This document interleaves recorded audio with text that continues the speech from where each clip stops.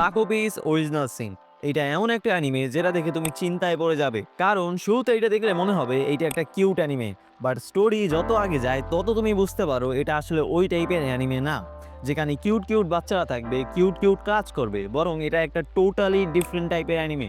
আর আজকের এই ভিডিওতে আমরা এই ডিফারেন্ট টাইপের অ্যানিমে নিয়েই কথা বলবো। তো শুরু করার আগে, হে গাইস, আই এম বিডিসিউ আর আমি বাংলাদেশের number 1 YouTuber with 140 subscriber. So বেশি কথা না বলে লেটস বিগিন দ্য ভিডিও। আর চিন্তা নেই, এই ভিডিওতে কোনো স্পয়লার দেওয়া হবে না। So let's begin.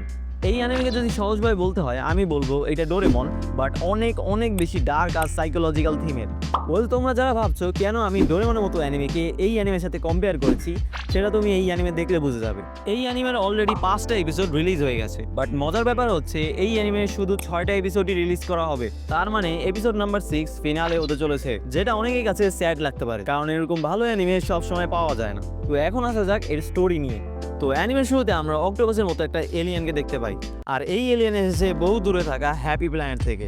কিন্তু এখানে প্রশ্ন হচ্ছে কেন এই এলিয়েনে আসার মেইন কারণ হচ্ছে পৃথিবীর মানুষদের মধ্যে হ্যাপিনেস ছড়ানো। কিন্তু পৃথিবীতে ল্যান্ড করার পর যাওয়ার আর কোনো জায়গা না পেয়ে এই এলিয়েন একটি পার্কেই থাকা শুরু করে দেয়। আর এরই মাঝে এই এলিয়েনের সাথে দেখা হয় আমাদের এই শো এর আরেক মেইন ক্যারেক্টার শিজুকা কুজের সাথে। আর শিজুকা এই এলিয়েনকে কিছু খাবার দেয় আর সাথে একটা নামও রাখে, আর নামটা হচ্ছে তাকোপি। আর তাই এই অ্যানিমের নামেও আমরা তাকোপি দেখতে পাই। তো যাই হোক, এই অ্যানিমের শুরুতে আমরা অনেক চিয়ারফুল এবং হ্যাপি একটা ভাইব দেখতে পাই, কিন্তু এই হ্যাপি ভাইবটা বেশিক্ষণ থাকে না। স্টোরি হঠাৎ করেই অনেক ডার্ক হয়ে যায়। স্পয়লারের কারণে আমি তোমাকে বেশি কিছু বলতে পারবো না, কিন্তু এর স্টোরি এমন ভাবে শিফট হয় যেটা তুমি কল্পনাও করতে পারবে না। এই অ্যানিমে দেখলে হয়তো তোমার ইভানগেলিয়নের কথা মনে পড়তে পারে। এর কারণ এই না যে এই শোতে জায়ান্ট রোবট দেখানো হয়েছে, বরং এর কারণ হচ্ছে এই অ্যানিমেটিও ইভানগেলিয়নের মতো ফাকড আপ।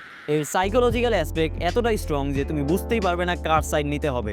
আর এই ফিলিং স্ট্রং করার পিছনে আরেকটা কারণ হচ্ছে এর আর্ট স্টাইল। এই আর্ট স্টাইল এই অ্যানিমের জন্য একদম পারফেক্ট, যেটা তুমি অ্যানিমে দেখলেই বুঝতে পারবে। তো ভিডিও শেষে আমি এই অ্যানিমেকে রিকমেন্ড করব, কারণ তুমি এই অ্যানিমে দেখলে নতুন কিছু এক্সপিরিয়েন্স করবে।